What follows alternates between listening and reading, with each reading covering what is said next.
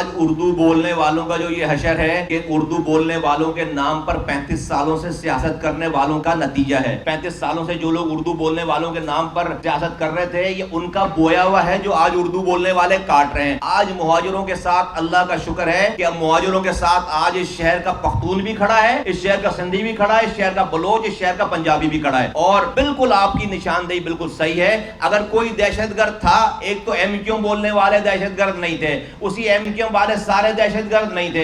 بھائی رو یہاں پر انوالو ہو رہی ہے. یہ بلاول بھٹو صاحب رو کا نام کیوں نہیں لیتے؟ کیا ان کی ان سے بھی سیٹنگ ہے؟ کیا رو والوں سے سیٹنگ ہے کیا؟ اسی جن کو وہ دہشت گرد کہہ رہے ہیں, زرداری صاحب 2008 پہ 90 گئے تو تھے اجرک پہنانے کے لیے, ٹوپی پہنانے کے لیے گئے نہیں تھے کیا؟ دونوں نے ایک دوسرے کو ٹوپیاں پہنائی, اجرکیں ڈالی اور جو ہے وہ زندگی بھر ساتھ جینے کی قسمیں کھا کر آ گئے وہاں پہ. اس وقت بلاول بھٹو ہوش میں نہیں تھے, اس وقت ان کو نہیں پتا ہے, اس وقت ان کو نہیں پتا تھا, بالغ نہیں تھا, اس وقت نہیں پتا تھا کہ دہشت گردوں کے پاس جا رہے ہیں. اور پھر اگر وہ دہشت گرد ہیں تو ایک دہشت گرد سے یہ شہر نکال کر دوسرے دہشت گرد کے ہاتھ میں دے دیا جائے. نہیں نہیں نہیں, یہ چکر نہیں ہے. اگر جو ہے وہ اس شہر سے رو کے تسلط کو ختم کیا ہے تو یہ پیپلز پارٹی کچھ بھی نہیں بیچتی. ہمارے امن کو ہماری کمزوری نہ سمجھی جائے, ہم بہت ہی امن پسند لوگ ہیں, ہم نے 5 سالوں تک ثابت کر دیا. یہ مطلب نہیں ہے کہ میں اپنی نسلوں کو کٹوا دوں گا اور مروا دوں گا اسی طرح سے, اور خود بھی ہم اپنی جانیں دے دیں گے خاموشی سے اس پیپلز پارٹی کے شنگ. بالکل ہم جو ہے وہ ہم ان سے حقوق چھینیں گے, کامیاب ہوں گے انشاءاللہ تعالی. یہ ملک ہمارا ہے,